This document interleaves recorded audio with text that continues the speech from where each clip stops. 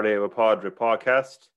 Don't forget to click the red subscribe button and the notifications bell just to make sure you don't miss any new episodes.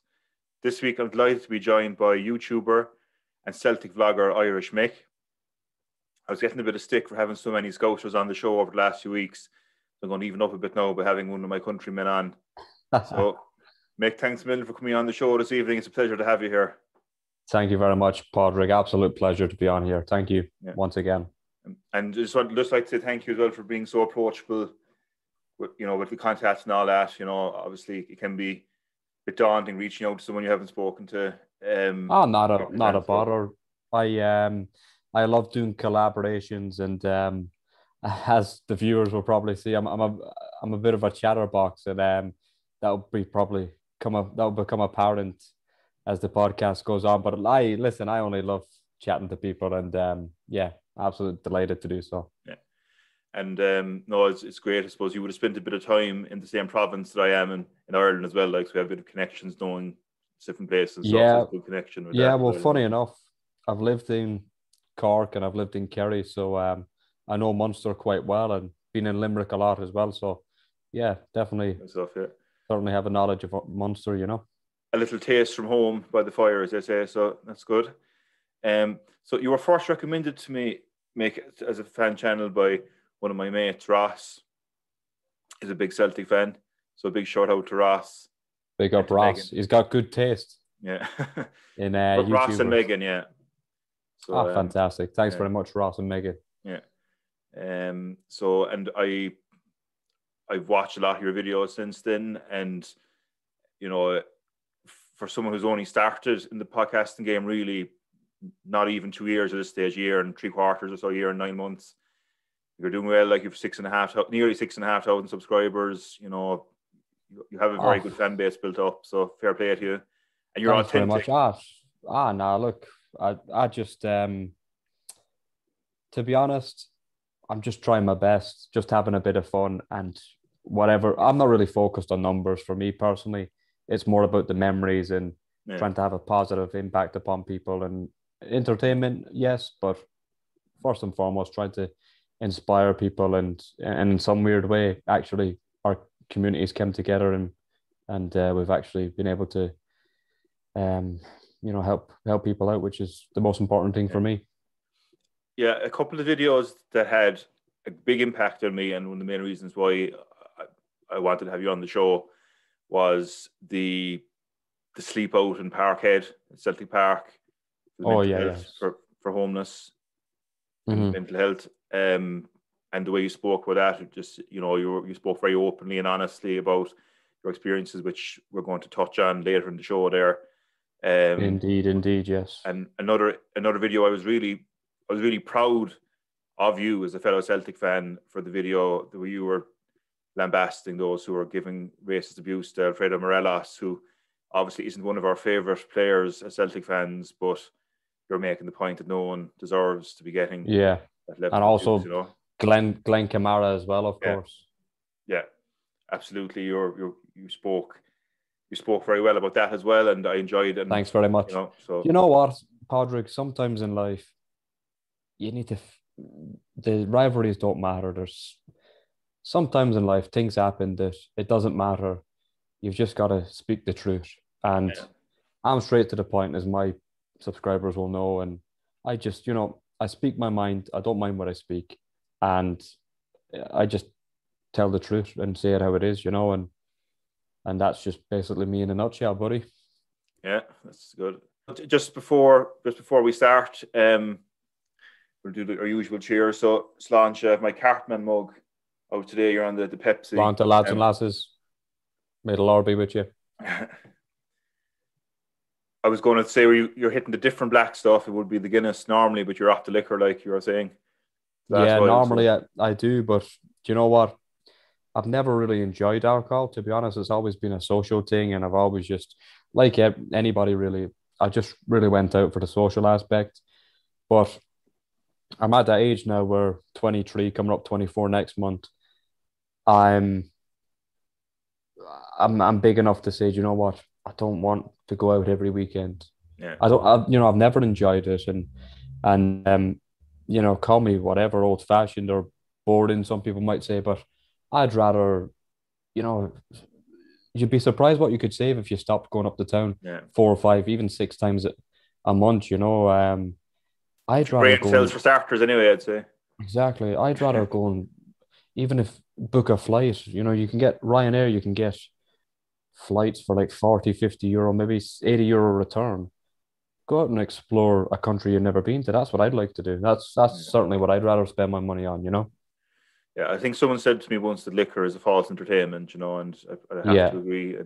There's a quote. Well, there's an Irish saying, it's the devil's liquid. It's the devil's liquid, and Yeah, I can see that. And honestly, and the stereotype when you're abroad, when you're an Irish man abroad or Irish lady abroad, yeah, oh, the stereotype, oh, Irish love a drink and all that. But do you know what? It does get a bit boring, certainly for me. And a bit like Keno, one of my idols, I don't drink anymore. fair dues. There was a poet back where I'm from, in County Limerick. He was from Newcastle West, which you would pass through now and again. You were saying going to work in the Oh, past, yeah. No, well, yeah. but he was saying 4 lines. I think there's a wealth of meaning in them, like that the liquor is a cunning beast. It fools the doctor and the priest. It fools the clever and the sane, but not the liver nor the brain. So there's a lot in those 4 lines there to digest, Oh, a lot of sense. absolutely. Um, Ultimately, alcohol can be very detrimental to anybody. yeah, I've often seen people with top professions have a few drinks at the football, Celtic Rangers matches, whatever, and you'd be surprised. You really would be surprised. And you know, sometimes you just gotta put your hands up and say, "Do you know what? I don't think it suits anybody, to be honest." And sometimes you just gotta say, well, if you don't enjoy it, if it's sometimes it can cost you a lot of money, and there's a lot better things you could spend your money on. And yeah, for me, I just have other things. I've got other aspirations. yeah. Oh, fair dues to you, fair play. It's something I've taken a big step back from myself as well, especially since Yeah. lockdown. Funnily enough, people drink more apparent in lockdown from what I'm hearing, but I've been the Yeah, opposite. that's what I've done basically the last 6 months, but ultimately it's no good. So before we get stuck in the industry, do you want to say a deck of the rose or anything? Or Yeah, right? if you want to fire it away. No, we'll that go. I'd say that might lose us a few viewers, but I suppose I'm boring care sure it'll about be that. fine. So look, we're going to get an insight into your life as a whole tonight. Is what I generally do with the people I've on. We kind of tell their story, and obviously we have a bit of chat about the football and that, and a few laughs and good stories. Along the way, you told me a few. You give me a taster of one or two stories we're going to Yeah. talk Oh, about. I've plenty of funny stories. Yeah, they got we got a few kicks out of that. But where did it all begin for you, I suppose? Well, it all began in County Mayo in Ireland, and that's where I'm from. That's where I was born, and then no sooner did I come out, um, my parents decided to move to Scotland. So half my childhood who'd have lived in Scotland and half of it in Ireland. And I've lived certainly a very unique upbringing, it could be said, as we touched upon yesterday. And you know what? I think your upbringing shapes you, and it certainly shaped me. And I can see, yeah, I can see. I've grew up in Scotland, I've grew up in Ireland, I've grew up in foster care, different communities. You know what I mean? So I can, some people would say it's a gift. I don't know. I just think it's just comes with my upbringing. But I could just as easily have a conversation with um a rural farmer, whether it be in Ireland or Scotland, because I grew up in West Cork for a wee bit as well, in the rural areas of Ireland, and also in Mayo. It's a very rural area where we're from, and but just as easily, I could hold a conversation with top lawyers and business people. I've got other interests away from YouTube. I've got a business life as well, and also, I could speak to the man on the street, the man or woman on the street, but also, the traveling community which I'm from as well. So it's certainly an interesting background, and yeah, it's certainly unique. But you know what? I wouldn't change anything. Yeah. So you kind of mentioned there, well, you spent a bit of time in foster homes and care homes. Um, Yeah. what was the background that resulted in you having to go into one of those? It was just basically it was just as simple as this, really, Patrick. My mother wasn't keeping too well. She was, mentally ill, schizophrenic, and obviously the I suppose the crux of the matter was that she needed a supportive partner, and that was the opinion of the social work, and rightly so. And even looking back, I agree with everything. And unfortunately, um, you know, her partner, my dad, even though we don't talk anymore, but unfortunately, him being an alcoholic, that wasn't the supportive partner that she needed. So inevitably, we went to foster care. But I've got to say, despite that, it was even remarked upon. Even social workers and everyone throughout wherever I've been have remarked it. My parents always kept in contact when that's not always the case for kids in care. But particularly my mother, God rest her, she always did her best, and I suppose that's all you can ask for. And look, if my daughters one day, with the help of God, I'll have kids, and if my daughters are half the woman that she was, then I'll be very happy indeed. And same goes for my future wife, wherever the lucky lady is out there. But she might be watching this. You never know. It could be turning. You never know, why? You never know. No, and look, I think obviously that was challenging to have so many different sets of parents with the foster homes and that. But yeah, the fact that you still moved about a lot as well. Yeah. So certainly, from the off, very much up against the odds. But I think your upbringing shapes you, and I've called upon that experience even in my personal life, or even you could even look at it on when I tried my YouTube channel. Everything was very much against the odds. There was even people saying at the start, "Who's going to watch you? Who's going to watch you?" They were saying. 6,200 people, bitches. Look. Yeah. Listen, that could go tomorrow morning.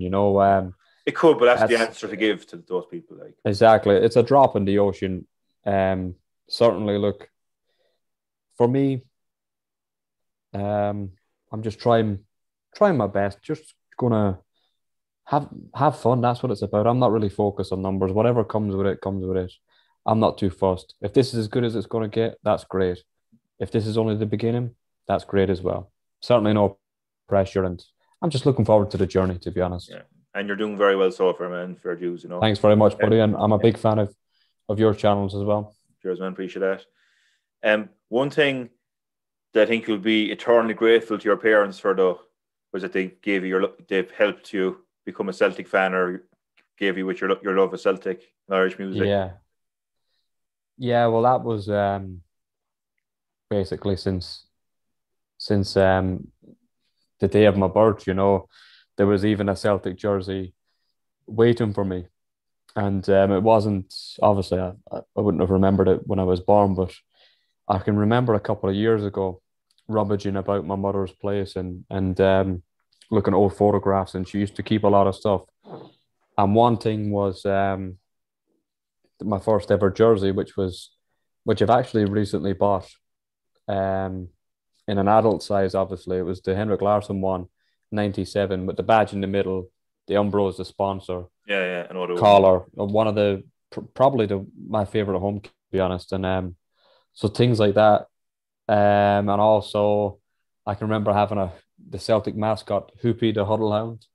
I can remember having, and I seen it that time as well.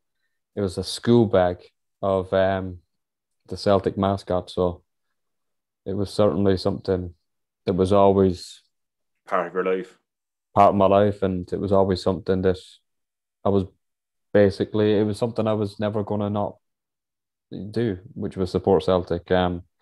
Especially the Irish background, especially living in Scotland. All my family support Celtic. I love Celtic. So it was always something that there was no choice. And I'm glad there wasn't, because if I had to do it a million times over, I'd choose Celtic every time. Absolutely. Good stuff. Um, in terms of fan memories, your earliest memory of being a Celtic fan, can you remember what that was? Yeah, good question. The first game that I went to was a Scottish Cup game. I can remember it vividly because I think I was like 4 or 5, and obviously you don't forget your first game. Yeah. And yeah, I suppose humble beginnings. Times were tough. We couldn't, as a family, we couldn't afford season tickets. We couldn't go to the big games or whatever. So I remember I went to the Scottish Cup. Funny enough, it was either against St Johnstone or Ross County.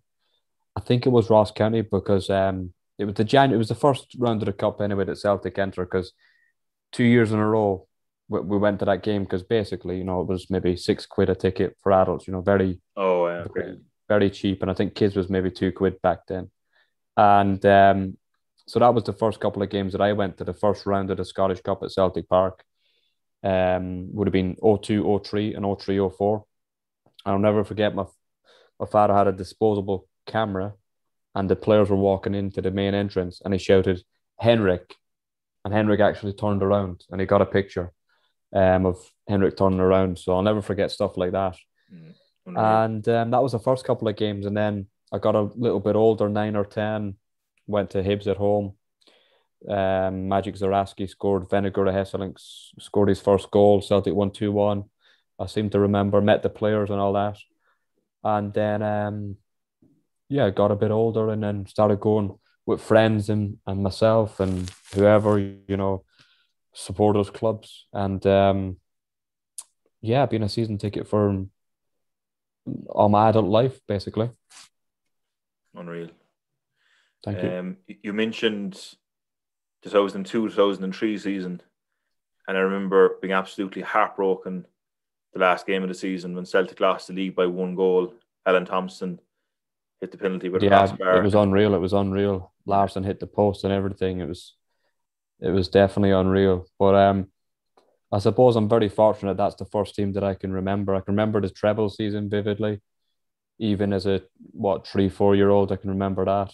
Martin I O'Neill. can, yeah, I can remember, the Glasgow derbies were very, it was a very big thing. Like in our family, obviously, and the town that we lived in actually in Scotland was a very big Rangers town.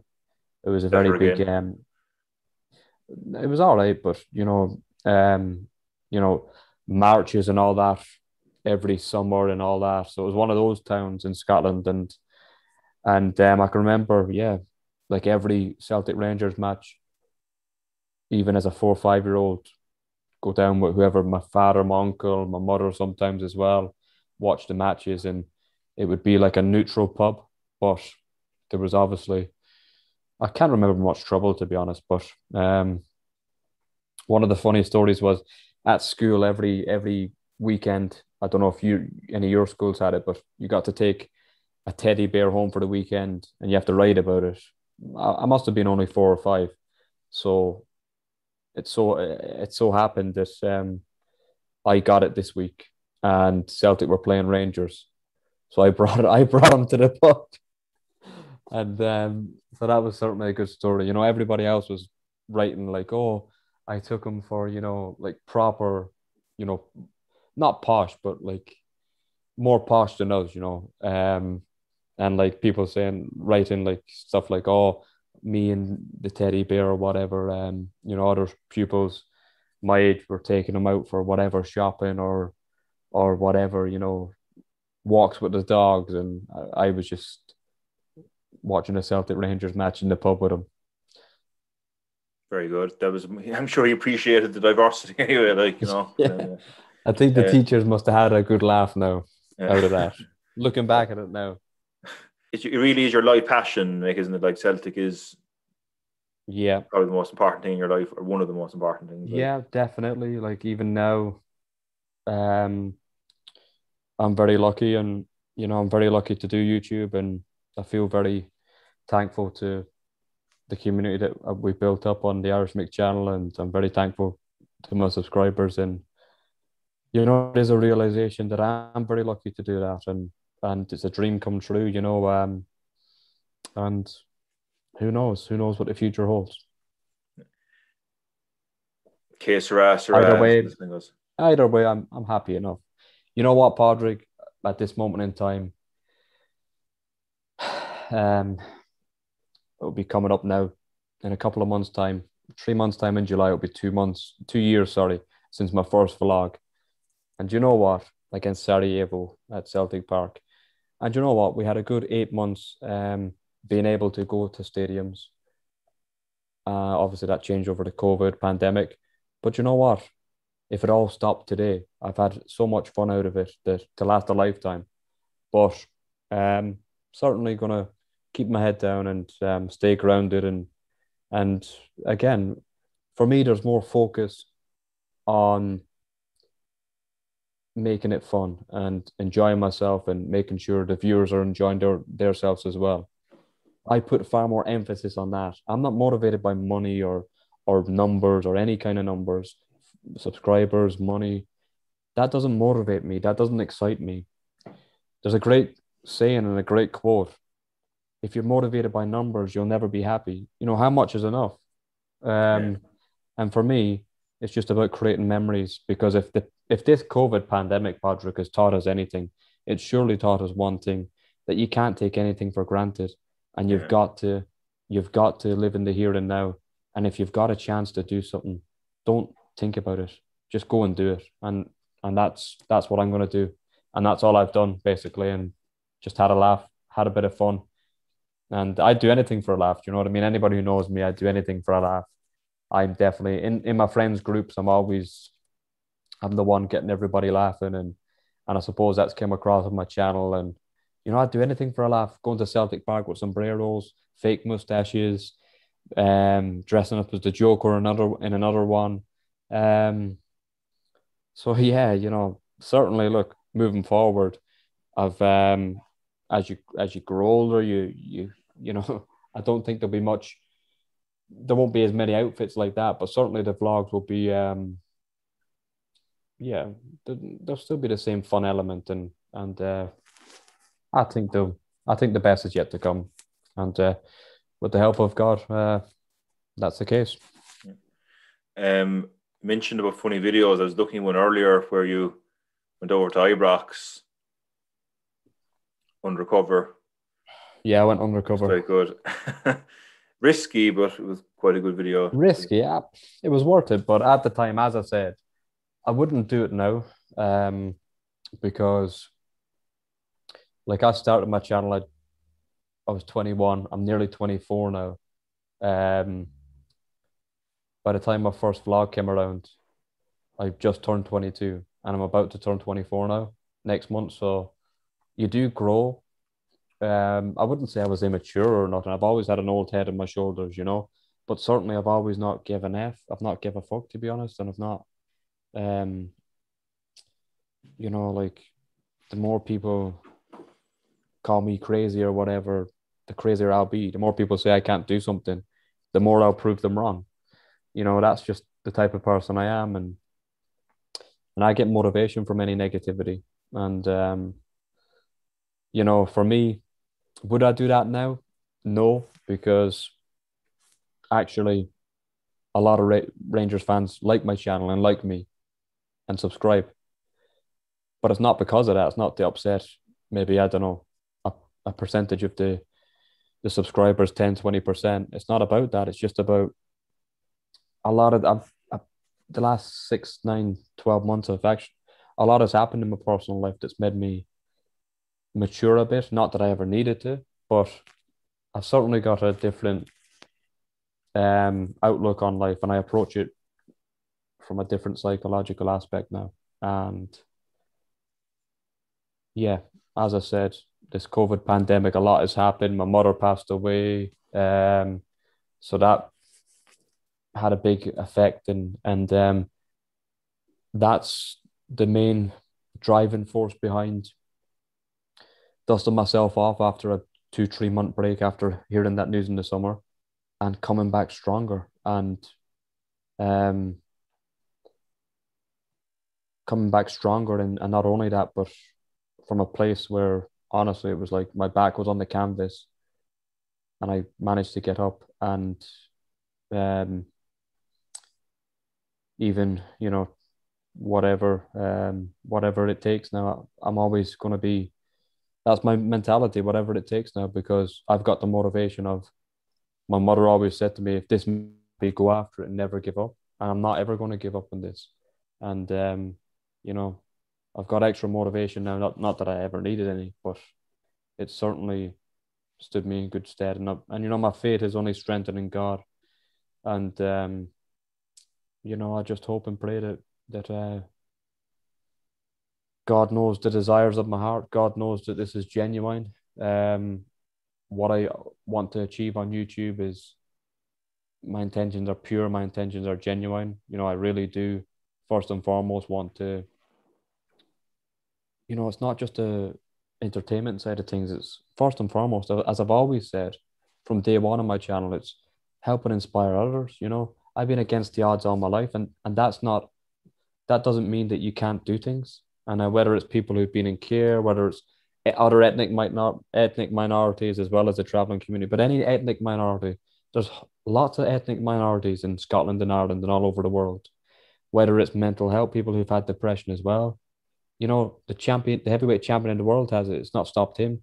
Neil Lennon, one of the best managers still to this day in Celtic history, it's not stopped him. So there's a lot of, I don't want people to think that just because any disadvantage you have in life, that's it. That's you put in your box. That's you labeled. If anybody takes anything from my channel, I'd like it to be one thing, Patrick, and I'd like it to be this: no matter who you are, no matter what you are, no matter how big the odds are stacked against you, believe in yourself. You can do it, and never give up. Well said, man. Fair dues. That's inspirational stuff, man. In fairness, so. Thanks very much. Watching that will definitely take that on board. It's the truth, It's the truth. That's all I've done, and I know it's easy for me to say. I know I've got really lucky with this, and I know, I've got really lucky, but all I've done is not give up. And remember, even yesterday we spoke about, sometimes that can be the difference. Like, I felt like shit before the first league match of the season, St. Johnstone, and I really didn't barely have the energy to get up out of the bed, to be honest with you. Mm-hmm. Things were that bad. I was badly depressed that day. And I went, and anybody I meet face to face, when when fans were allowed in the matches, they'd always say, "Oh, I've been watching you since the St. Johnstone match at home, the first league match." And that can be the difference sometimes. Yeah. And again, even a couple of videos recently, I haven't really been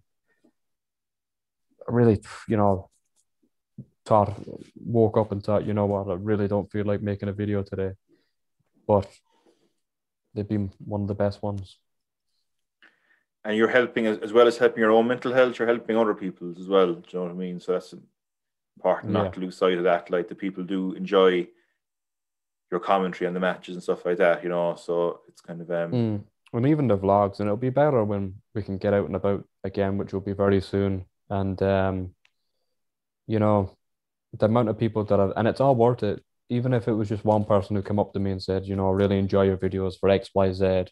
Some people it's the entertainment factor, some people it's different, and other people it's, like, I've had people message me saying stuff like, because of your videos, whatever disadvantages I have, I feel empowered now. People have been telling me, and I've given people hope, and that's what I wanted to do. I wanted to, because I've been hopeless. Everybody's fighting something in life, and I've wanted to give hope to the hopeless, and give strength to the weak, and hopefully, in some weird way, people can feel inspired. And you know what?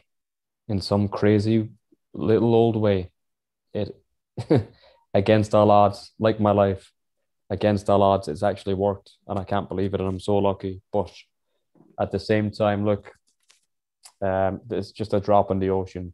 I wouldn't look. I'm always going to be the same person no matter what. You know what I mean. I'll never change no matter what happens, and I'm always going to be humble and keep my feet grounded because it could all go away tomorrow. And at the end of the day, as Kino once said, it's a slippery slope once you think you've made it. I'm a million miles away from making it, if you like. I don't think I ever will make it big on YouTube. And I'm not sure if I ever want to be honest with you. I'm quite happy. I'm a private guy, as you know. I like my privacy, and Yeah. so I'm not sure. But whatever happens, happens. But as Kino, something Kino said, and I look up to Roy Keane a lot. And I can remember him saying one time on TV or something that once you think you've made it, that's a slippery slope. And like, how many footballers do you see have a good couple of seasons and then they go downhill, you know? So for me, look, I'm not Feet in really the ground. focused. Yeah, I'm not focused on numbers. For me, it's just about having fun. The only numbers I'm interested in is how many people's lives I can positively impact. So look, you mentioned about your man passing away there earlier on, Mick. So I didn't want to interrupt you when you were talking there, but I'm really sorry to hear that. First of all, No problem. Thanks. obviously that's a very raw event to happen in anyone's life, like. Oh But yeah, it's definitely life changing. But it's like anything in life, Patrick. You can you can react to it negatively or you can react to it positively. And of course, um, the last thing that any loved one would want for anybody close to them after they passed away is for their lives to go downhill or crumble. You know what I mean? yeah, And funny enough, she actually said that to me. She said, whenever I do go, um, you know, don't don't go downhill basically. And I think actually the strength that we get, I think what makes us get through losing loved ones who are very, very dear to us, I think it's the relationship that we had with them. And I think it's the strength of that relationship that actually ultimately gives us the strength to carry on. And also my unshakable faith now in God and and the after, and there is heaven and earth, like I've like any Irish, person growing up in Ireland. Yeah, mass was like it was a thing. But now, like, you'd go to it once a week, do your confirmation, do your communion, and you know yourself nowadays, the youngsters like under 25s, I suppose I'm a young, that's me.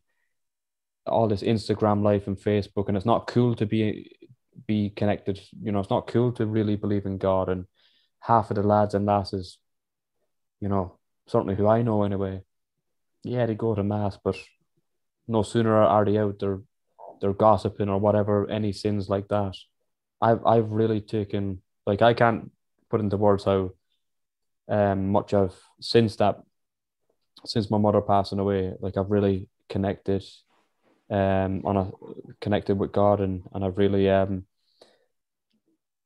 got really into reading the Bible, and honestly, it's really changed my life, my outlook, and I'm thankful. And yeah, what can I say? I just thank God for everything, and I'm forever grateful to God. she was a very important figure in your life as well. You know what I mean? Yeah. So Oh, the most important person ever. There's nothing nobody could say. There's nothing. There's just nothing nobody can say that will make everything okay. And even still, it's still raw. It's not even. It's only 10 months or so. So it's still. And anybody who's watching who's lost a parent or whatever, they'll know that 10 months isn't even. You're not even beginning to process the grieving process. You're not even beginning that. And for me, it's hard. It is really hard. Like, I'm not going to lie, it's really hard to juggle a lot of things. But again, as I say, what is stopping me giving up in any way and what's making me keep fighting, is basically what I can remember, the conversations with my mother, and yeah, just the love that we have. I like any Catholic beliefs or any any religion really. You know, there is an afterlife, and um, you know, the love lives on, even though, you know, and there is somewhere else after this world. And that's what gives me strength during this tough time is my faith and my love and for my mother and you know what? Should be very proud of you, Um, Mick. You know, should be very proud of you. You know, to be fair, and she's Thanks looking very after. much. And you know what? We always used to have laughs because she was similar to me, very similar to me. You know, outgoing personality, would do anything for a laugh. Um, you know, always in the friend group. You know that one person who's he's pure mad. Oh, you know, he's pure crazy, as in like stone mad. You know, like as in like in a good way. Like I do anything for a laugh, and that's what I want to continue now. And you know, I'm sure in a better place. One day we're going to look back and we'll meet again somewhere, and we're going to look back and we're going to laugh at all the memories that I'm about to create on YouTube. That's what I want to do. That's now the blueprint for me. I really couldn't give a damn about numbers or anything, to be honest. I really couldn't care if it was just me and a couple of people watching. I just want to actually, and I've always spoke about a journey on my channel. Now I just want to complete that journey. And the good thing about it, I don't think it's ever going to end. Um, I think as long as there's Irish Mick subscribers alive trying to do good, then it will continue hopefully for generations and generations. You know, not the channel itself, but the philosophy and everything associated um, with my channel. And you know what? As I said, that's all I'm wanting to do now is just go on a crazy journey and go to all these places that I've always said I've wanted to go to, like what I started to do before I went to Milan before the lockdown. Like literally 2 weeks later, Milan was the center of the coronavirus in Europe. It was crazy. You know, I was there on the 9th of February for the Derby della Madonnina Inter AC. And Yes. 3 weeks later, it was the number one place for Europe for coronavirus. So that's all I want to do. That's all I'm here to do is that's all I'm here on YouTube to do is go on a lot of crazy adventures so that one day in a better place we can have a chat about it and laugh about it. That's Um, class, man. but That's also I want to inspire people at the here and now as well. You know, um, at the weakest on paper, at the weakest time of my life, where I felt incredibly strong. I feel incredibly strong now. And at a time where I should be at my weakest point in my life, I'm actually at my strongest point. And I can only put that down to my faith in God. And that's just exactly what it is. personally speaking, I'm not a religious person at Yeah, all. Um, obviously, had a joke about saying Deck of the Rosary a while ago for the Catholic side of thing. I was born a Catholic, raised Catholic, but the whole Catholic Protestant um, rivalry is something it's kind of hard to get the head around. Like it's like who's got the best brand of Christianity, you know? I In know. in my opinion, if you're a good person, that means a lot more to me than whether or not you believe in the Virgin Mary. You know, that would be kind of be my take on things. But that was Yeah, me just one. too. I don't buy it. I just look Yeah. any any good person is a good person. And if you believe in God, what you know, and if you don't, that's everybody's personal choice. But what I always say on my channel is we're a channel for all. I don't overly talk about, you know, I don't ram it down people's throats. I don't overly talk about things that are divisive, politics, religion. But I am me, and at situations and times like, you know, if I've got to say, well, do you know what? You know, this is one of the main motivational factors now that and you know, I will preach and I will say thank God. And I'm ever so thankful. In the Celtic Rangers rivalry, I think I'm correct in saying that religion matters a bit more to Rangers than it does to Celtic. In the sense Yeah, that like Rangers didn't sign a Catholic until Souness was manager in the late 80s. yeah, Kenny Dalglish was a Protestant. I'm open to correction, but Jock Stein was a Protestant, was he? yeah. Yeah. Jockstein as well. I'm sure Danny McGrain. Um, look, I don't. It doesn't for me. It doesn't bother me. Whatever, if you believe in God or whatever you are, whatever community you are, I don't discriminate Mm. because I've been discriminated against. Whether it's I almost feel I get it twice. Being Irish in Scotland, but then when I go back home, even the Irish discriminate against me because of being a traveling community. But you know what? Since I made my YouTube channel, people have taken me as me. I'm not what 100,000 people or so in the UK and Ireland. I can't represent that. I'm me. I've had my own unique upbringing. I am what I am. And for me, you know what? People come on my channel to see me. I am what you see, and my personality comes across fast. And you know what? Thankfully, people must think I'm relatable because that's I've just always done one thing, and I've wanted to be open and transparent, and hopefully that comes across. 100% it does, man. 100%. I was just going to ask you, it's one of my dreams to go to an Old Firm derby. It's something I always wanted to experience. I've been to two, I was just going to ask you about that in a second, but I've been to two games in Scotland so far. And funnily enough, there were 2-3-1 away wins for Hearts, which is a bit novel. Celtic 2007 and Hibs went to a Hibs Hearts Edinburgh derby just before lockdown as well. 2 weeks before lockdown last year.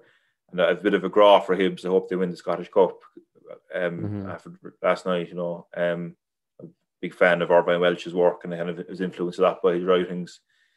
But that day that I was at Parkhead, I went to one Celtic match in flesh. It was a 3-1 defeat against Hearts in April 2007. The league had been won, and it was the day that Celtic were getting the league trophy presented, but Celtic were beaten.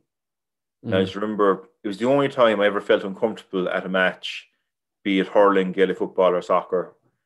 There were lads, this fellow was throwing a bottle onto the pitch and on the referee a Hun bastard, and just, and I could feel the anger among the section of the fans I was in.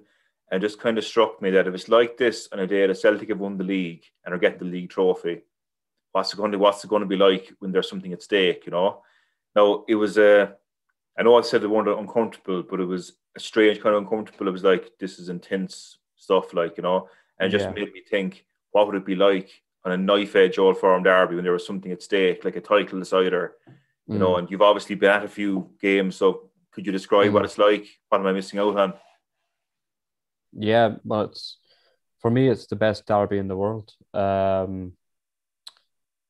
And I've been to two. I've been to in the same season 2010. So 3-1 loss. Gary Hooper scored for us. Mustarovic gave away a penalty. Never a penalty. That was intense. And then the so-called shame game in recent times when Lennon and McCoy squared up to each other. Yeah. Lots of red cards. El Hadj Diouf giving it the big one, throwing his jersey in the way end after the match. And we were situated right next to the Rangers fans in the upper tier. So being 13 then, it was definitely an introduction that I won't forget. And certainly, yeah. And then I've been a season ticket now holder, so just it's just worked out that I've been busy and I've had to not go to the derbies, but definitely this year, because before this season, my season ticket was in an area that you don't get the Glasgow derby matches, and because there's a waiting list, it wasn't until this season that I got a season ticket that guaranteed Glasgow derbies. So that's the reason why I've not been to more. But certainly moving forward, obviously, I'm gonna try go to as many as possible. And yeah, I've got a season ticket now, so I don't a one that includes the derbies, so I don't plan on missing a single big derby either. To be honest with you, don't plan on missing any home matches at all. But I'm sure there might be things that come up. But when I'm on my travels, but certainly I'll never miss a Glasgow derby. I'd imagine the atmosphere at the Shame game you mentioned there with Linden and McCoist, that must have been poisonous enough Yeah, atmosphere near the that end, was wasn't it? absolutely, yeah. There's nothing like it. Every Glasgow derby is it's electric. It's got its own unique take on it in terms of Glasgow, in terms of derby matches all over the world. I've been to AC Inter. With the help of God, I'm sure I'll go to many big derbies. That's certainly the intention. But You've been to Cork and Kerry yeah, as well, have you? yeah, I have actually, yeah, and nothing will compare to Celtic and Rangers. That match is out on its own, and it's sheer hatred. Not for me personally. I don't hate anybody, but the majority, it's sheer hatred, and it's got a political aspect, it's got a religious aspect, and it's very unique and it's electric. The atmosphere is it's once you get a taste of it, even as a fan, nothing compares. Nothing else will do. Like Champions League nights at Celtic Park, those European nights at Celtic Park, and those Glasgow derbies.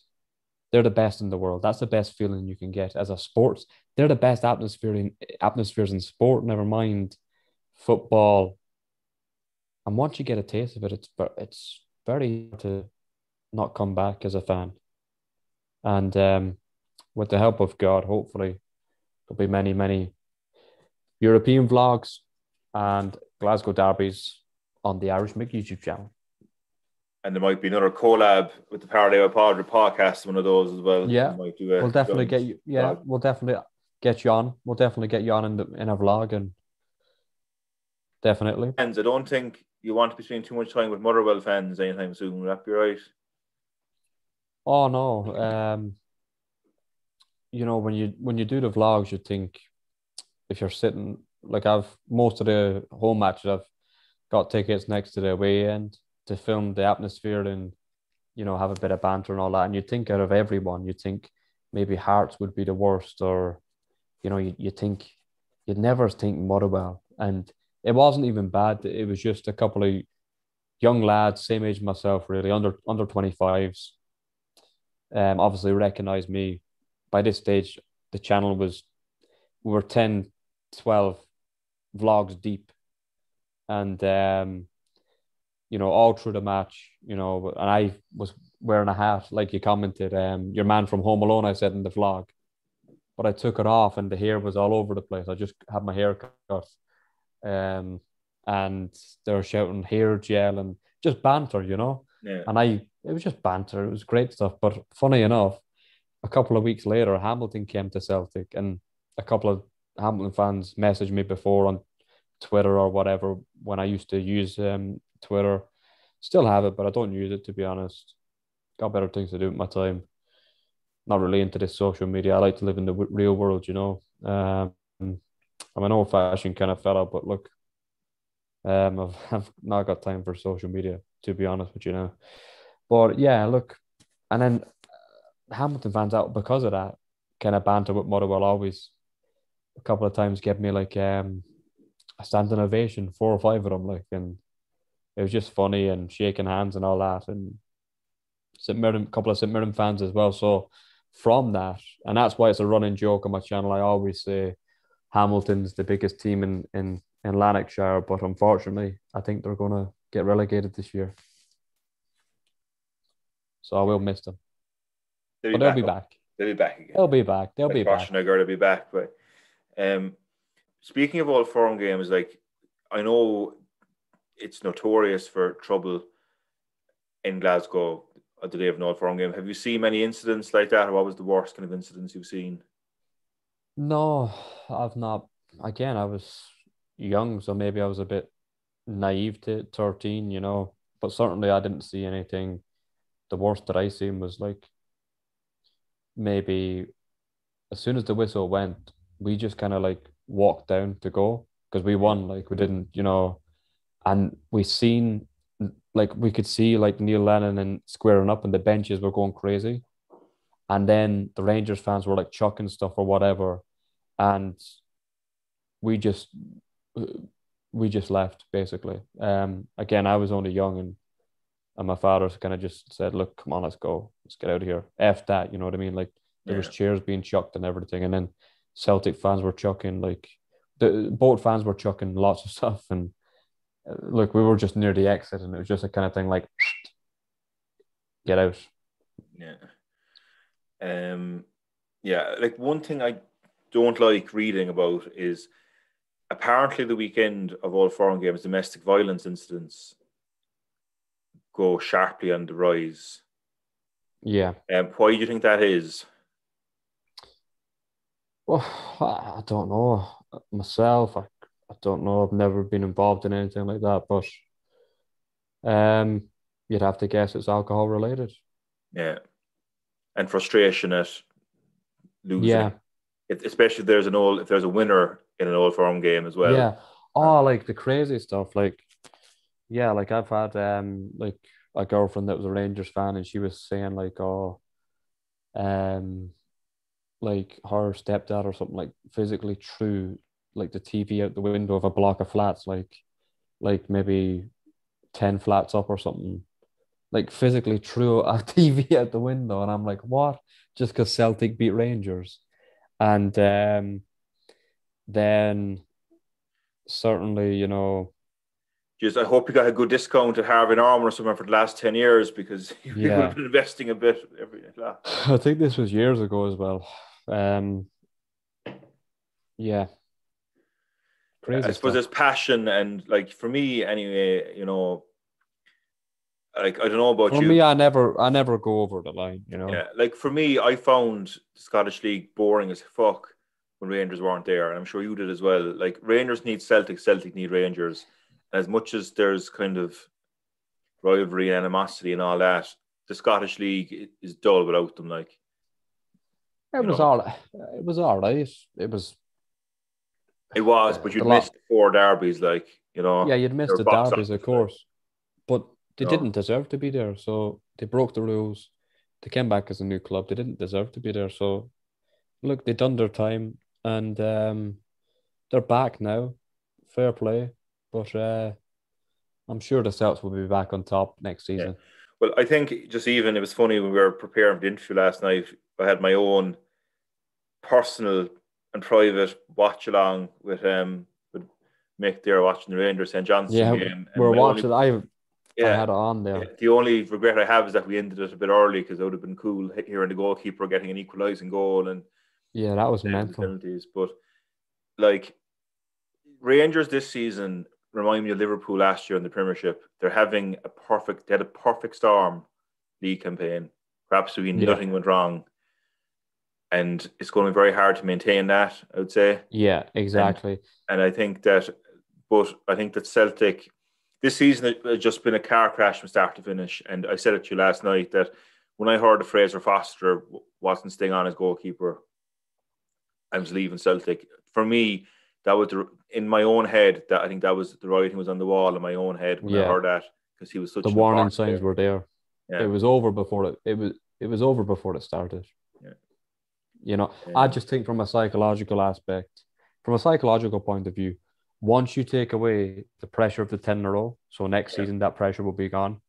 I reckon you'll see a different Celtic. I think you'll see Rangers have been nearly faultless, nearly almost perfect. Yeah.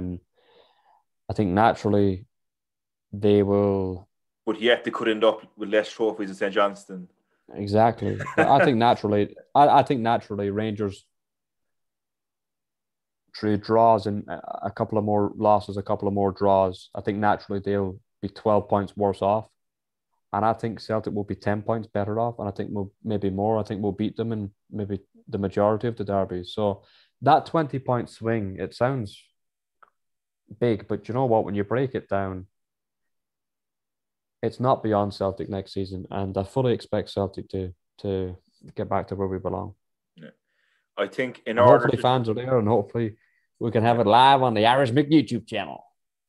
yeah, I think that both Liverpool and Celtic have suffered from lack of fans. I would say this season. Yeah. Never walk alone. The emotion, they're emotional. Like obviously Rangers have great support as well, but I think in particular Celtic and Liverpool have suffered. They rely on fans a good bit as a kind of a 12th man, you know. But like it's been a difficult season for Celtic. It's been a write off the whole Dubai fiasco. Now there's people are saying that Lennon ruined his legacy as Celtic manager, and that he'd be remembered as the man who didn't win 10 in a row. But the question I No, would not for me. yeah, not for you, not for me either. And just to supplement that point or to prove that point, is Walter Smith remembered as the man who lost 10 in a row for Rangers or the man who won 9 in a row? Exactly. And for me, Neil Lennon's legacy as Celtic manager is the only person in Scottish football to win the treble as a player and as a manager. And a manager. So that's I think his it's legacy. 5 league titles as a player, 5 league titles as a manager as well. Yeah. Which is I've said as well, remarkable. I said to you last night, in my opinion, and this is only, I'm not representing anybody, this is my own opinion, I think winning 4 trebles in a row when Rangers were actually in the same league is better than winning 9 titles in a row when Rangers weren't there for 4 of them. I think that you could argue the point that one is more impressive than the other. Maybe they're on par. I don't know, but either or is pretty impressive to win 9 in a row. Yeah, and particularly the first one to be undefeated. But that's crazy, 12 trophies in a row. And all you've got to see is this supposed Rangers team that are up there with the Celtic team of Brendan Rodgers, undefeated treble. Look how hard it is. It's very hard. It's very hard to even get a 1 treble. But to get 4 on the spin when Rangers were there, and that's the argument that they like to do with the 9, which is, we weren't in it for how many years, and then, 8 3/4 because the other season was curtailed. It was lucky. They were very lucky that it got curtailed last year because it was the gap only going to increase. We were going to Ibrox there, and I'll tell you what, I would have been disappointed if we didn't take 3 or 4 off them. When the government curtailed the season. So, listen, these guys at Rangers are doing a lot of talking. Yesterday, they got a bit of their medicine. And you know what? I think it's signs of things to come. I really do. I really do. I think Celtic will be back. Yeah, I think they will too. As Roy Keane said that day on Sky Sports, that you can't keep a good club down for long. They'll be back. Exactly. And maybe it might be Keno. I know we spoke about it yesterday. I'd quite like that. Yeah. Well, I think the next appointment for Celtic is so key because it's massive. Rangers, in fairness to them, they went out and they got a box office name as Steven Gerrard. Fair enough, he was unproven, but the fact he's Steven Gerrard and the career he's had, players will want to play for someone like that, and that's the bottom line. Yeah, and that's how they attracted. Changer. It's a game changer, and he attracted players that would have had no more interest in going to Rangers than Ryan Kent and Roof and all that, and Aribo. He's done really well. And I just think, I don't know. I think they need a Roy Keane. I think they need a box office figure. At the moment, I think Eddie Howe is the favourite. I think he's the number 1 choice for the board. But you know what? There might be other clubs into Eddie Howe, and I reckon, as much as Keno won't want to hear it this way, I reckon the Celtic board are saying, you know what? If we can't get Eddie Howe, we'll get Keno. I think that's. But again, I could be wrong. They could surprise us. I don't know. And you know what? As Celtic fans, we just want to. It's nearly the end of April now. We want to know in the next 4 weeks, really, and I hope we will, and I think we will. Yeah. It'll be interesting. I'm excited to see who comes in after all this talk. It's been 61 days now since Neil Lennon left. 61 days, 26th April, today. So, as Celtic fans, we're just looking forward to finding out the news. It was similar enough to like a family pet being put down, wasn't it? That last few months, it was dragged on, but it was hard to see. I think we were mentioning last night. I think it's a very I remember well. You were far too young to remember it now, but I remember when Rangers were deprived of the 10 in a row on the last day of the season, when Celtic, Henrik Larsson, yeah, St. rat Johnston back, again. yeah, and 98, yeah, 98. You would have been just about to celebrate your first birthday, so you obviously wouldn't remember it. But I was 11 at the time, or going on 11. I remember watching that game. But Rangers, as far as I remember, with a month to go, were in the driving seat. I think they lost 2 big games in a row, and that turned the tide Celtic's way. And we were just saying, would you preferred to have lost 10 in a row, fighting up to the last game of the season, or the way Celtic have done it by losing it in November, or knowing the league was gone in November? My take on that would be I would prefer knowing we weren't going to win the league that was done months beforehand, because that would just break your heart. You're on about Kerry there a while ago. I don't know if you follow Gaelic football, but I support Mayo. Yeah, Kerry were going for 5 All-Irelands in the row against Offaly in '82, and Seamus Darby got a last-minute goal to win it for Offaly, and it broke. It was awfully bad luck. Awfully bad luck. No, Dublin have won 6 All-Irelands since in a row. And poor old Mayo. Yeah. We're cursed. Most of them at your expense as well, to be fair. But poor old Mayo. But Mayo, God help us. But it's true. The point I'm making is, at least I'm actually glad we didn't have the heartbreak of losing 10 in a row in the last few games. It was better off to know. Yeah, the season's a write-off. It's one of those things, write it off, draw a line under it, start from scratch. But as I said, the next appointment is going to be key. And one manager I would love to see join Celtic, and it's not that unrealistic based on who he's gone to in the past, a former Liverpool manager in Rafa Benitez. And the reason I say that, like, Rafa went to Newcastle. They weren't, you know what I mean? Obviously, they're a Premier League club, but they weren't they weren't. Celtic are a box office club. They're a huge club. But at the minute, playing in Scotland may not be the most attractive to I hope so. managers. I said that before. I'd like to get a big name in. Whether we can, that's a different question entirely. But certainly, listen, I hope the Celtic board can get the biggest name ever. Yeah. I hope we can get the biggest name possible, you know. I would love Rafa. If Rafa got we had the Brendan Rodgers, Steven Gerrard, ex-player playing for each other, but Rafa Gerrard would be good, yeah. Yeah. The fact Rafa is, they didn't always see eye to eye as well. Like Steven Gerrard said in his autobiography that Rafa was very cold and not the warmest guy, and Gerrard kind of needed someone a bit more warmer, and they didn't get on brilliantly, is the impression I got. So the two of them squaring up in an Old Firm derby and pitting their wits against each other. Like, I say Mourinho is one of the best cup final managers out there, and I would agree with that, but Rafa's not far behind him. If it's in Europe, 2 legs in Europe, if Celtic got Rafa, they would be competitive in Europe. Yeah. Oh yeah, competitive. Like, I can guarantee you that Celtic will do well in Europe under Rafa. So I'd love if it happened. That would be my wish. Roy Keane would be up there as well, but for sustainable success, I think Rafa would be brilliant. I'd take any of them. I'm just looking forward. Do you know what? There's been so much talk about it. I'm just looking forward to seeing who it actually is. So just going to run back to the times you had with, say, in the foster homes and care homes and that.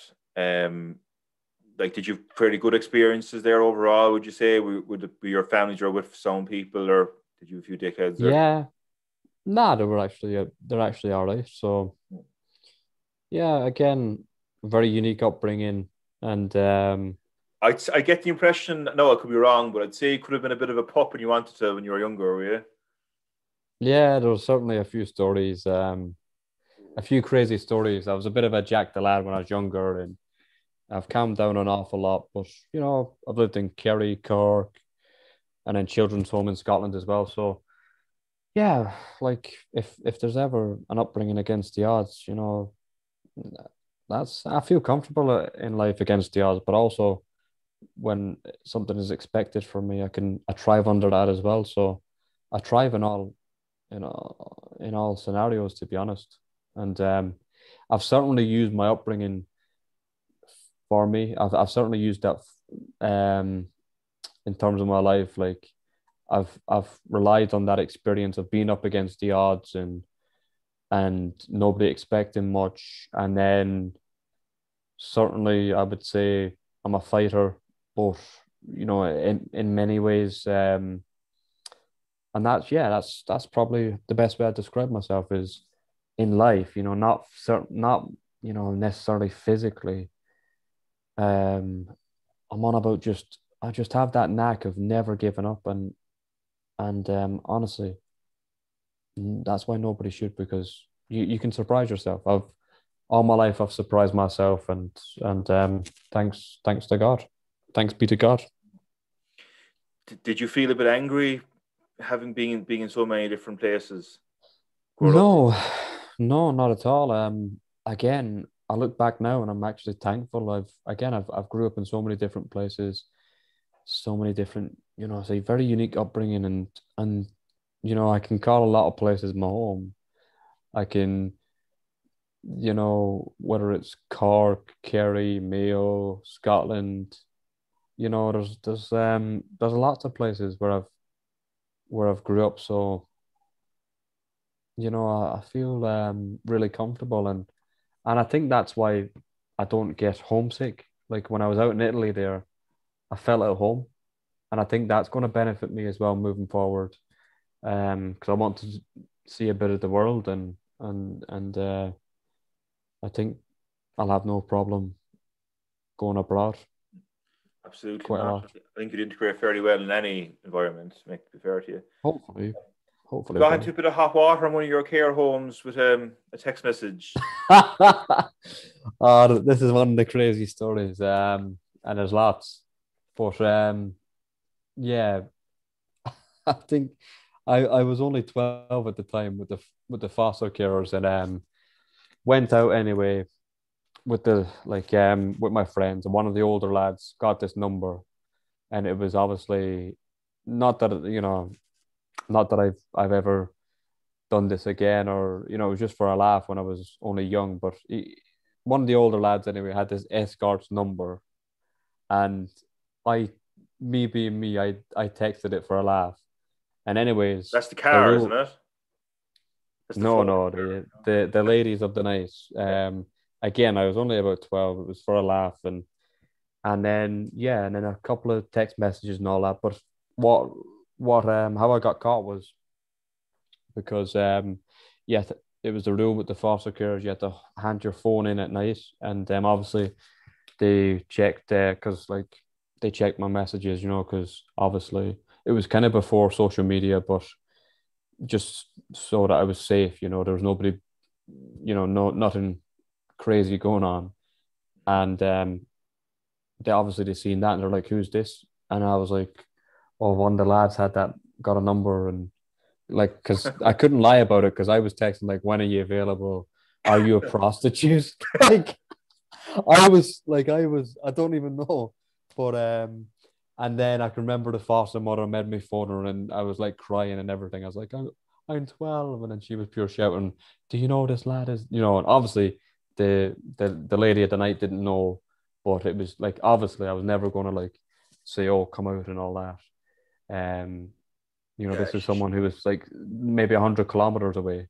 It was just for a laugh, and it's just a crazy story. Then there's lots. She was probably counting her lucky stars that she didn't come out to, or she should be on a paedophile register a week Yeah, later. exactly. But It was just there's lots of crazy things. can I I ask, can remember.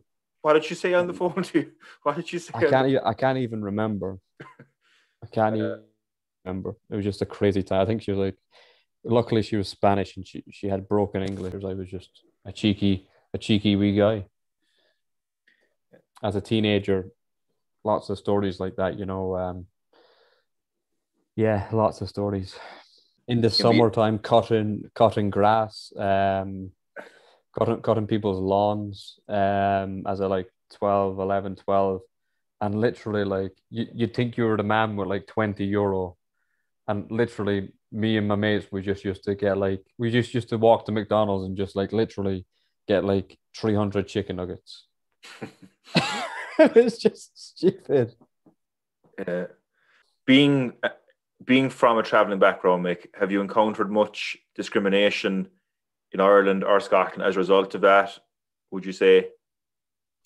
Um, in my private life, sometimes, but nah, since I came on YouTube, nah, there's like you're always going to get the odd few comments. There's always comments about whatever. But there's very few comments about that, and there's probably, you know, just as many from maybe not just as many, but there's definitely been one or two from so-called traveler pages or whatever, people claiming to be travelers and commenting like, "Oh my God, why are you doing this? We don't do this. Um, why are you doing YouTube? We don't do this, vlogs and all that." And it's just like, whatever. Look, at the end of the day, I'm me. I'm on my own journey. And you know what? It is pretty cool to see I am the first Irish traveling vlogger on YouTube. And to my knowledge, the only one. And certainly football vlogger. And do you know what? I don't know what the future holds, but we'll see what happens. This might open up some opportunities. It might not. I don't know. I've had a few offers of things. I've had, yeah, quite a lot of offers of things that I might do later in my life. But as of now, I'm just, to be honest, you know what? I'm just wanting to live in the moment, and I'm wanting to continue this journey for my mother and for her legacy, my legacy. And if something good can come from this, if I can start a foundation, if I can start to help people with mental health, because that's why it's close to me, It's close to me because, my mother had really bad, mental health, struggling, really struggling, had to go to mental hospitals and stuff for help, injections, schizophrenics get injections to keep them sane, basically. Mhm. And thankfully, I've had a touch of depression. Um, Obviously, maybe a couple of months ago, over everything, I was in a dark place. And as people know on my channel, um, I basically had enough of everything. I broke down. I didn't know. I was very, I had a suicidal episode, which resulted in two police officers coming in with first aid kits, defibrillators. Like they didn't know what to expect. They knocked on the door, and I never seen people so relieved in their lives. They were like, we didn't know what to expect. They thought they were going to walk into someone hanging from the ceiling or jumped out the window, and they were so lucky. They said, oh, we feel, not lucky, but they said we're so relieved. So there's obviously that. So, you know, at the moment, where are things now? Well, when I started this YouTube, when I started my YouTube, I spoke about never giving up, and despite anything, don't give up, and against all odds, keep trying. And I spoke it, and now I had to come back stronger. And I came back stronger in the summer. And then January, when this episode happened, that's the first time, very few times in my life, two times ever, I ever thought anything like that. And I am completely in an amazing place at the moment. I don't think that'll ever happen again to be. Um, and then I've bounced back from that. So whatever, I've spoke it, and this is why it means more to me, and this is why people can see this is genuine, because I've spoke it, and then unforeseeable things happened with the pandemic, and then losing my mother close to me, and then instead of me making videos and trying to inspire people and trying to get people up who are in dark places, I had to do it, and that's why I've continued for many reasons. I thought, what sort of a fraud would I be if I spoke about it and not, and then just give up myself and not keep going. And my subscribers have helped me as well so much. They're honestly that's who I'm doing it for. I'm doing it for um my mother's legacy, memory, hopefully do her proud. I know she knows. I know she's looking down from a better place, and that's why I'm continuing this. And for my subscribers as well who have backed me, they didn't have to. The vlogs were over. Um, no fans for all of the season, but they backed me ever. They backed me more than ever before, and we have only went from strength to strength. I'm not only were the police relieved, but I'd say a lot of your fans are relieved as well, Mick, that you didn't go through whatever you're thinking about, So that was good. Yeah. Um. Oh, definitely. Yeah. Listen, I'm stronger and better for it. And as I said, just because, and that's why I've always spoken openly about everything, just because, a lot of people have experienced things like that, and a lot of people have thought about things like that, but it doesn't make them bad people. It doesn't mean that they're now labeled and they're now a mental health case and they can't achieve anything in life. No, that motivates me more that, you know, I was in, as much as there was a lot of good stuff, there was also people saying, do it, do it, do it, which everybody witnessed on when I was live having this, you know, episode, if you like. But that's 1 hour of my life. I'm 24 years of age now next month. I cannot allow that to represent me, and it won't, and it never will. What represents me is all my vlogs and my videos, and with the help of God, the thousands and thousands and thousands of videos to come all over the world. There will, of course, absolutely, there will be, man. Yeah. Hopefully.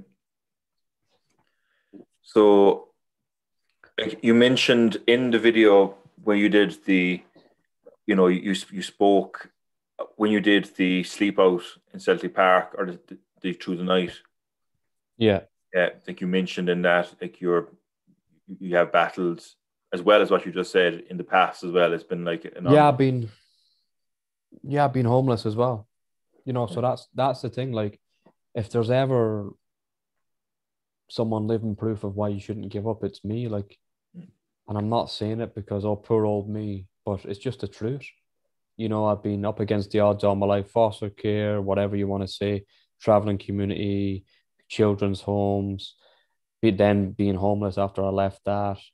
And then now recently a lot has happened as well. But it makes me stronger, it makes me more motivated. And I honestly believe this.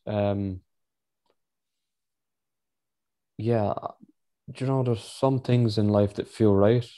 And when I started my channel, it felt right to start a channel and talk about this. That's why I did talk openly and transparently from the start.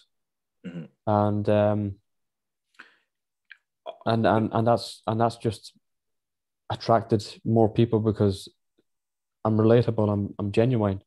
And I'm very glad I went to that sleep out because I went there by myself, you know what I mean?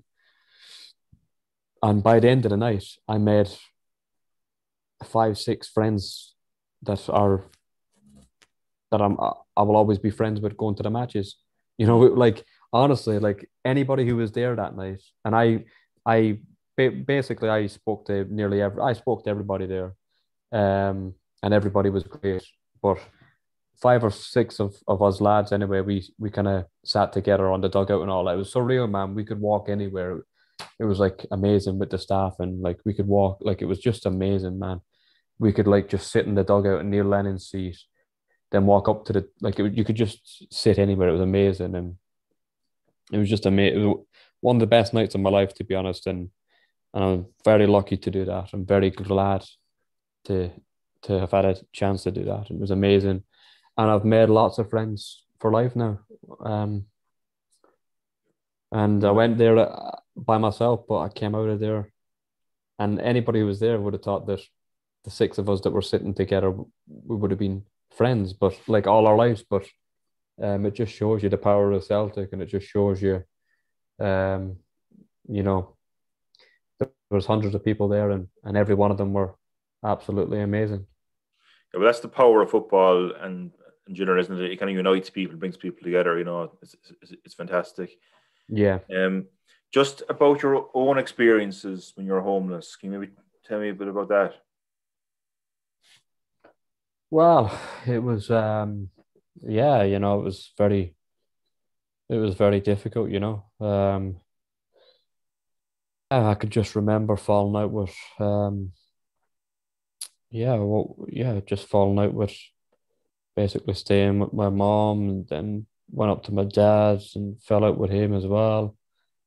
And then basically like him and one of my uncles, one of his friends, one of my mother's brothers, basically put me out in the street. And I was like, I was like, are you joking me? It's raining. Where am I gonna go? And they ended up, I didn't even do anything, nothing happened. They just didn't want me there. And I was like, why? And then they're like, listen, you need to go. Um, and then basically like they rung the police to evict me. And I was like, and then I was like, where am I gonna go? I've nowhere to go. And then they dropped me off in the middle of the city centre. I had to sleep homeless in the Edinburgh streets one night, freezing cold and everything. And I was like, Jesus. And I was only 17, 18. I was like, Jesus, like, what am I gonna do? And then went to the council, luckily got a got moved into an youth hostel, basically. And I was there until I kind of found my feet in life. And thankfully, a few years have passed since then, and I found my feet. And you know, it's a moment in life where you kind of think, wow, like how can this happen? Mm. And you either go to one of two ways. You can either let that have be a slippery slope, and or you can say, you know what, I'm gonna go. The council will give me a better breakfast or a youth hostel, and then do you know what, I'm gonna sort myself out. I didn't need to sort myself out. The only thing was I left care and I fell out with both parents, and I had nowhere to go. So I just needed to basically find somewhere to live and start a business, and luckily I did that. But that experience will never leave you, and it was a motivation for you to not be in that Exactly. situation. That's why I'm so iron willed, and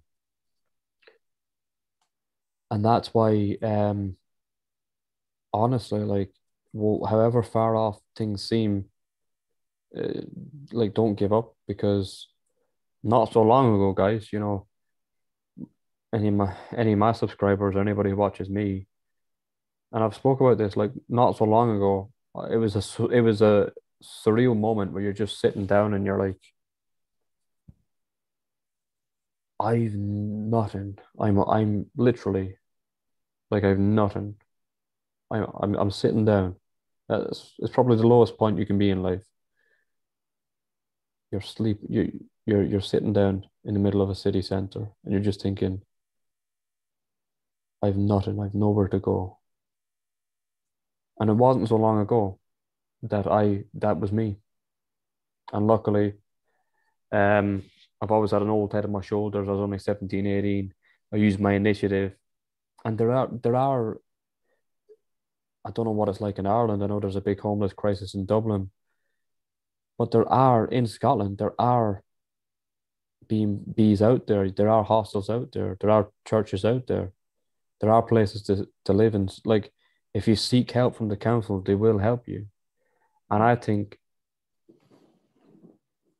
some people don't choose to do that, because I've been there myself, I I got that, like, the next night I was in a youth hostel, and yeah, like, people same age as myself, under 25s, and yeah, it was basically like a yeah, it was actually all right.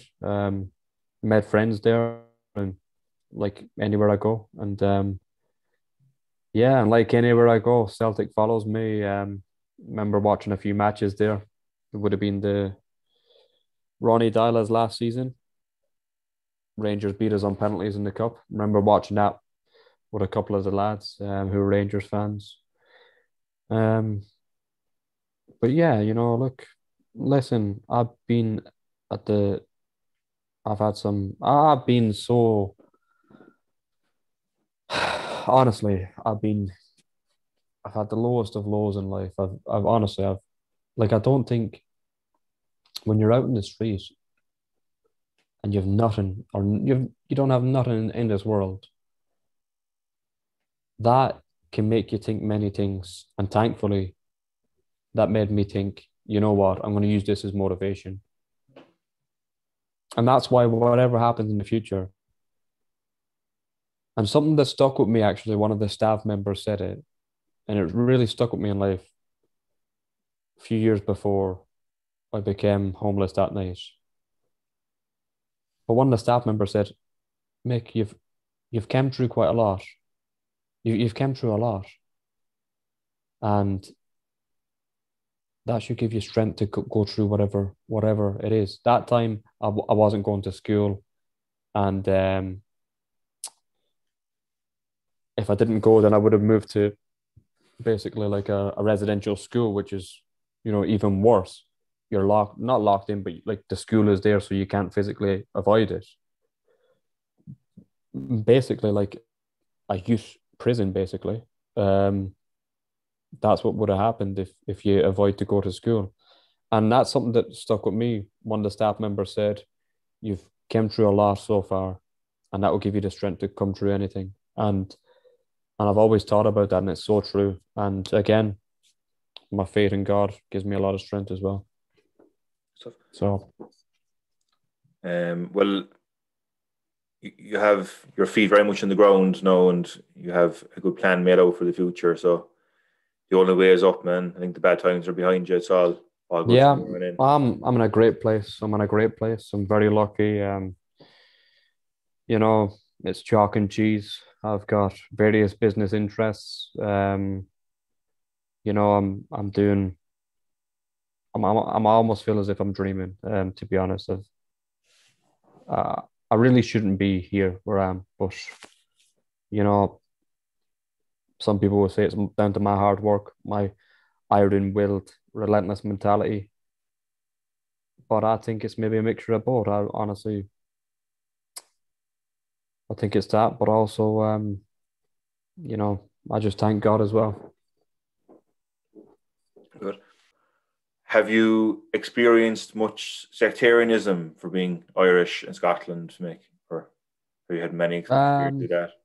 Not personally, not directly. A couple of sly comments, not at me, but no, not personally. And you know what? When I moved to the children's home in Scotland, they, when we were talking about school and all that, they had me down as a local Catholic school, but that was maybe 10 miles away from the local school.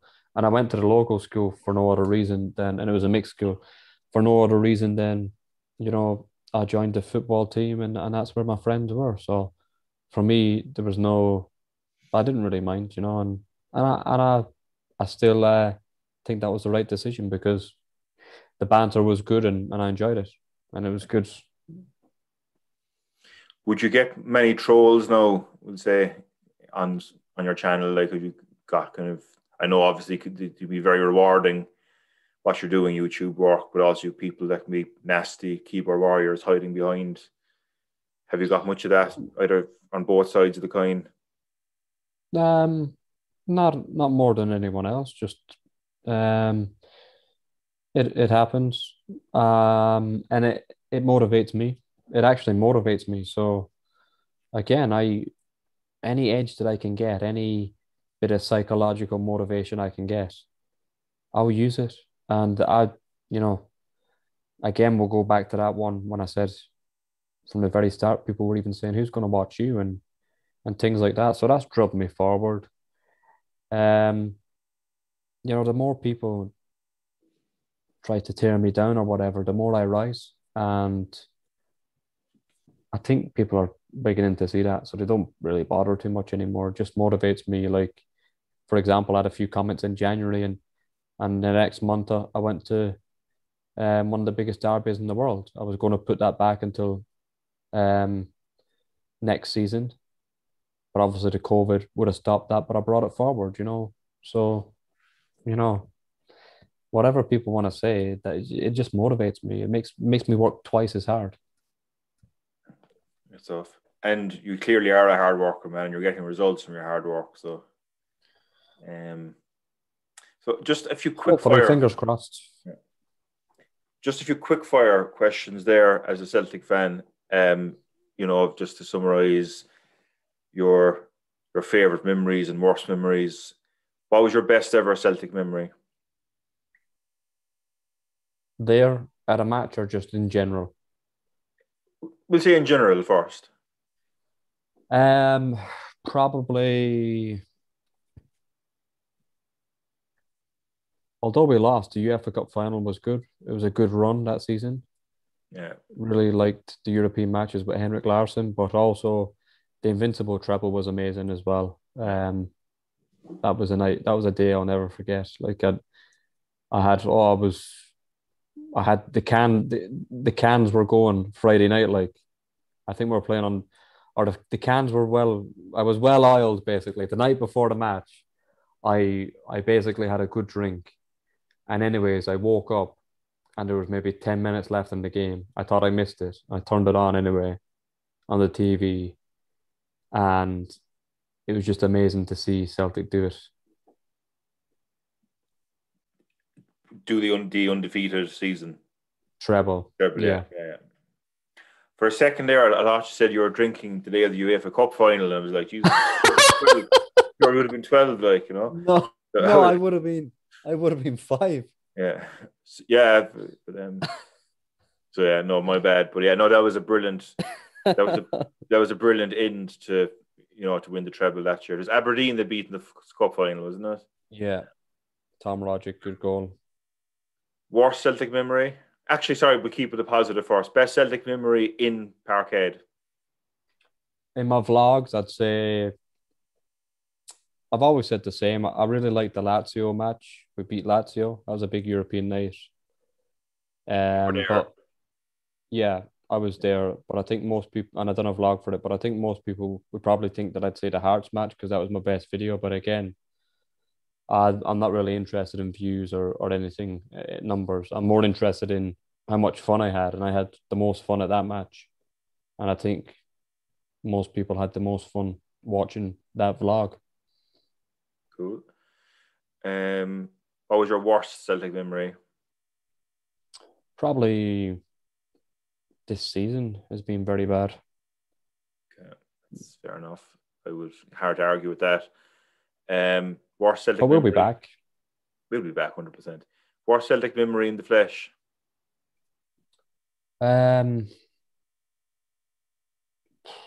Probably Cluj was quite bad in the qualifiers. Copenhagen that season as well. Yeah. Last season, yeah, they were 2 bad results. I thought we would have went further in the Europa League. I thought we would have went further in the Champions League qualifiers against Cluj because they knocked us out, and then we met them again in the group of the Europa League. But they were 2 poor matches, and thankfully I didn't go to a domestic defeat because I didn't go to the Rangers match, and thankfully I didn't. But certainly moving forward, I'll be at a lot of the matches, all the big ones. So, favorite Celtic player? All time? Yeah. Henrik Larsson. Yeah. And now probably Callum McGregor, James Forrest and Callum McGregor tied at the moment. All time Henrik Larsson. But Roy Keane, Neil Lennon, big heroes of mine as well. Yeah. Fighters like me, they remind me of myself, and fiery characters. But when it's all said and done, they don't give up, and that's what I'm all about. Good. Do you think being on foreign shores has increased your Irish identity and made you more proud to be Irish? The Irish diaspora abroad. Yeah, definitely. I can see people's point of view if you're Irish living abroad. I've definitely felt that as well. But I've lived a lot in Scotland. I've got Scottish family. I would probably say that I'm maybe a quarter Scottish. So no, look, I'm very proud to be of Irish and Scottish stock, and of Irish and Scottish DNA, and I'm very happy, proud of that, and I love both countries. And I suppose obviously the love of Irish music was passed on to you as well. Yeah, By yeah. your Like parents. music is a big thing in Ireland, and with Irish people, and yeah, I even bought a tin whistle a couple of weeks ago, so I'm learning that, and yeah, like I suppose what what Irish person hasn't sung a few songs when they've had a few Guinnesses, I'm like a jukebox. I'm like a karaoke. You can't People can't shut me up and listen. Even after a few Pepsis now, I'd sing a few songs. Obviously, you're proud to be a member of the traveling community. Like, you're proud of that. Yeah, but as I've always said, look, I'm not going to be a champion of my tell you that there's no bad amongst I'm not going to say that there's good and bad in every community, and I think when I started my channel off, I was maybe wanting to put to bed some of the some of the things that people would think, some of the people tarring us with the same brush, so to Stereotypes. speak. Yeah, stereotypes, that's the word I was looking for, but certainly now I've just kind of went, well, do you know what? I'm me.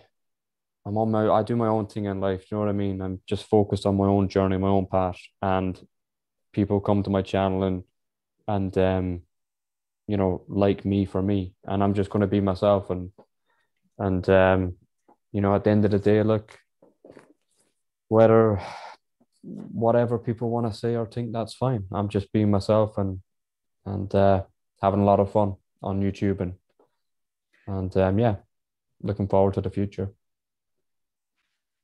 I would say yourself and John Connors have done an awful lot for the traveling community. The actor John Connors, Yeah. then love hate. Oh, look, I wouldn't think I'm up there. Um, But you're representing the traveling community in a positive way, though, I suppose is what yeah, I mean. yeah, that's great. Yeah, that's Yeah. great. And when I started off, that was always in the back of my mind and I early on, I would say, I don't think I would ever say that, but I think like there was comments like I'd always tell people, like in my vlogs, I'd always speak about whatever, and I'd tell people, and people kind of knew anyway, from like social media before I made YouTube. I had Twitter and done a few comedy videos on there. So people knew me, and I just told people the truth as always. And but certainly it was something that was always in the back of my mind, not trying, but just always putting out there, do you know what, we're not all what we're made out to be, Yeah. most of us. There's good and bad in every community. But now that's not even on my mind. Now I'm on my own journey. I'm myself. I can't be. I'm myself. That's the only Yeah. person you can be in life, Patrick. Absolutely, yeah. Um, what do you think the future holds for Irish Mick? Um, I'm not too sure. As we touched upon at the start, if this is as good as it gets, that's great. And if not, and there's more to come, then that's great as well. But again, for me, I'm not focused on numbers. There's no numbers that I have in my mind. There's no things like that. It's just more about creating great memories, trying to inspire people, and trying to help people and do a lot of positive things. And for me, there's far more emphasis on the journey and just having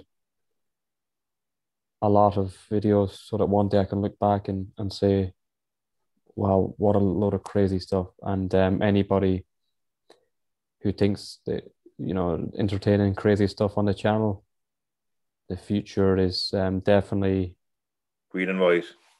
yeah, but definitely there's a lot of, like, I want to do a lot of crazy stuff, to be honest, and go to yeah, just absolute out there places and just have a laugh and just absolutely have a laugh with this. That's what I'm focused on. And you know what? If I can enjoy it and have a laugh and everybody else enjoys it, I'm happy with that. And like, it's helping our own mental health doing it, doing this podcast, speaking for myself personally, it's helping my mental health immensely, having a focus and having someone to aim for. Yeah. Like, it looks a piece of piss. It's not. The amount of work you have to Yeah, put in. it's It's tough all going. behind the scenes and everything. A lot It's of behind the scenes work. a lot goes into and you know, but again, it's good to focus on something and everybody has mental health and everybody Yeah. has to find their own way to keep themselves occupied and especially during this pandemic. But nah, for me, this is something I enjoy. I like making videos and it's really something that I enjoy and I really like doing it. And you're good at it, man. So, um, Thanks very much, buddy. So are you? one of the things, cheers, man. You mentioned you actually have a good few Rangers fans who subscribe to you. They Yeah, enjoy hearing the alternative side of things. And yeah, and yeah, that's what it's about. You know, yeah, if there's people agreeing with you all the time, whether it be in life or whatever you do, that's not healthy. It's good to get another side of the story. It's good to be challenged on whatever. You know, even from Celtic fans, if I say I want Roy Keane, most Celtic fans wouldn't want that, and it's good. And that's what I want in my community. I want in my YouTube community. I want my subscribers and the community to comment and whether they agree or disagree with me or whatever, and then we can all chat in the comments and everybody can be a part of it. That's what it's about. That's what it's about, and I'm hoping to build that, and hopefully, um, with the help of God, whatever the future holds, um, yeah, hopefully people can join in the journey like no other on the Irish Mick YouTube channel. which we'll be putting the link for in the video description as well, and give Mike a subscribe. And please subscribe to this as And well if you I'll, don't mind. Try to yeah, get numbers up. So, as we mentioned last night, that as a 23-year-old traveler, normally you'd be married by now, as kind of is part of the culture. Um, how do you like? You obviously you are a maverick. You kind of do things your own way and all that. yeah. But is that something that you kind of do you feel certain pressure from your community, like to No, get married or there's anything no like that, pressure settling there. down? No pressure there whatsoever. Certainly wasn't short of opportunities. Um, but I think it's more for the ladies, to be honest. There's maybe a big pressure. For whatever reason, I don't know. But certainly guys, even at 27, 28, you can kind of, that's nobody would raise any eyebrows. But certainly for me, there's no pressure and also look, as much as I'm from the traveling community, but I've also grew up in other, you know what I mean?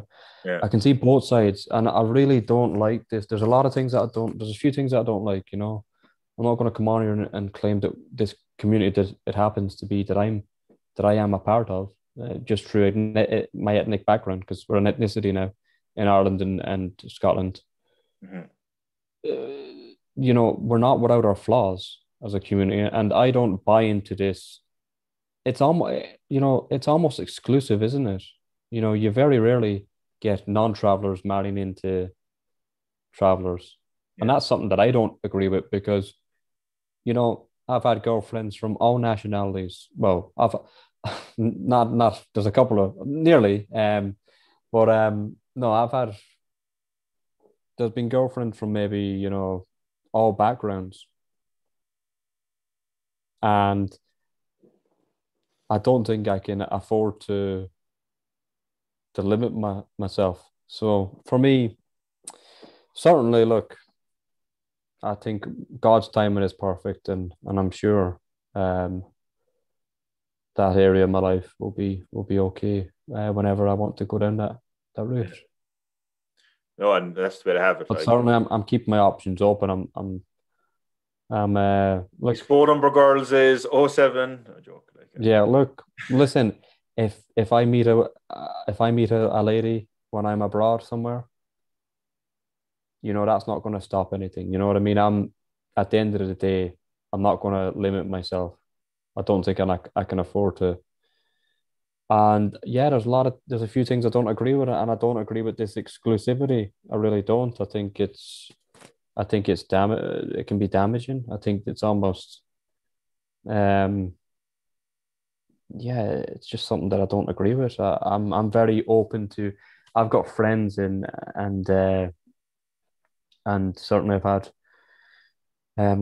girlfriends from every ethnic background, Asian, African, you know, European, so certainly I don't discriminate and certainly look, um, I'm not going to go down that road of being so exclusive that 99% of my community does go down that road. But for me, look, you can't plan these things. I'm playing love, I suppose. It'll come to you. Love is in the air. Have you a place in mind you'd like to settle eventually? Would you like to come back to Ireland, you think, or would you prefer to live in Glasgow? Yeah, like last night, as I said to you, yeah, like it's always been probably my plan to move back to Ireland whenever I'm ready to to settle down, I suppose. But I think I don't know how many more years, but I certainly feel as if I've got a good number of years anyway of doing this journey on YouTube, and it's obviously hard to go all over the world with a load of kids and a wife. So it's not impossible, but it's just a lot easier if you're single, like myself. And so that's to be honest with you, I'm just wanting to. I'm just fully focused on going ahead with everything because I feel as if fair play to a lot of people who kept backing my channel when I needed it most, and now I feel as if I repay them with. Now I feel as if and I don't, but I almost feel I have to give them one crazy journey on YouTube, and we'll continue and we will go to all these places. And it was a shame that when we started going abroad that the COVID happened. But you know what? The world is opening once again. And you know what? It just makes us more motivated. And you know what? We'll do it even bigger and better. And we'll go to 10 times as many countries. This could be many years in the future, especially if things continue to go successful for you. But have you considered about life after YouTube? Certainly, look, as I've said, I take every day as it comes. It might all stop tomorrow, you just never know. But certainly I've got strategic plans in my business life and personal life that I will focus on once I feel as if I've kind of done my work, if you like, completed this journey and lived up to the promise of keeping the word with my mother and my subscribers. But funny enough, since I started YouTube, I've had a few offers, some things that I didn't ever expect. There was an offer from like political movements in terms of travelers and traveler rights and being a representative and potentially, running as a candidate in an area where there's a high percentage of travelers who would know me and potentially even the non-traveling people would know me because I've grew up there and certainly they wanted me to maybe have a look into that and try maybe be I don't know. I don't know the history, to be honest. I don't want to say the first ever Irish traveller to, represent, be a representative in Dáil Éireann. I might be wrong in that, but certainly one of a few anyway, we can say. Yeah. And I've got a real interest in politics. I've got a real, I think, again, I don't really like to give myself praise or whatever, but it's been said to me before that I come across well. I'm certainly, you believe the stereotypes. Uh, um, a lot of people don't even suspect that I'm from the traveling community. 90% of people don't even suspect that. I would have People thought so say either. mm, people say that people want a voice, and I wouldn't just represent my community. I represent everybody, and it's something that might happen in the future. We'll see. There's a lot of things that could happen, but certainly any offers that I get that interest me, I'll certainly go down those various avenues. But you just don't know what the future holds, and I'm very excited about the future, and we'll just see. We'll just see what happens, and with the help of God, something good will happen. Great stuff. Good, my vote anyway. So thanks very much. As fans of the show will know, I like to add in a kind of I like to add in kind of a bit of culture to the podcast there to make it a bit unique. And there's a song called "The Whistling Gypsy Rover" that my granduncle Dan used to sing, and it's supposed sings we're talking about travelers and that, and obviously you're a member of the traveling community. Yeah, it would be apt to sing it. So I'll give you a bar of it there. It's "The Whistling Gypsy Rover." Yeah, I love a bit of singing. Yep. Yeah, well, yeah. Take it away, boy. Yeah. The gypsy rover came over the hill, down to the valley so shady. He whistled and he sang till the green woods rang, and he won the heart of a lady. Go on, boy. Addy-doo, addy-doo, da-day. Addy-doo, addy-day-dee. He whistled and he sang till the green woods rang, and he won the heart of a lady. She left her father's castle gates, she left her own fond lover.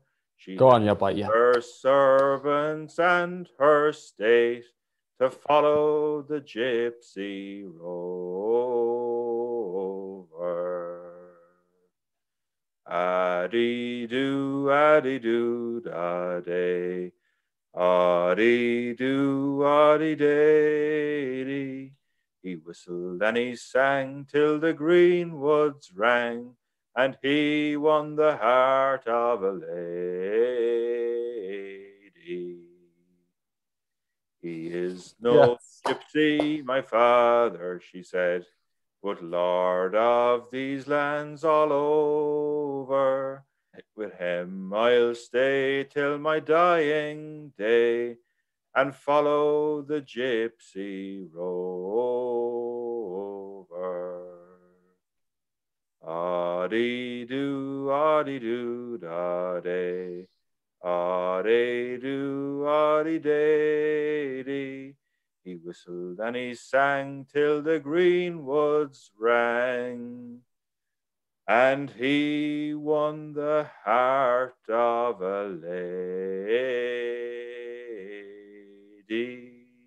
On your boy, go on. Do you want me to sing now?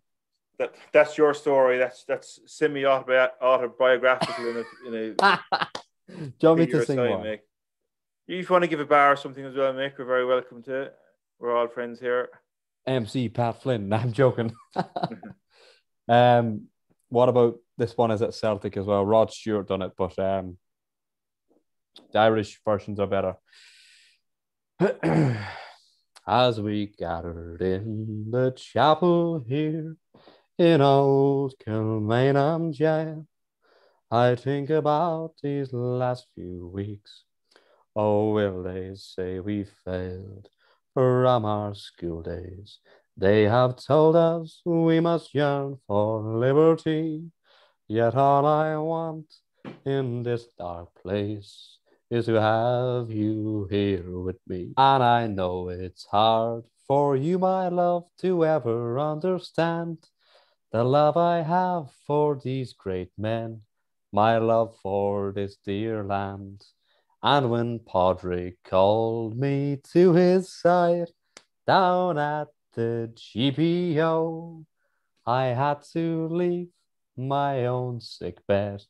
To him I had to go.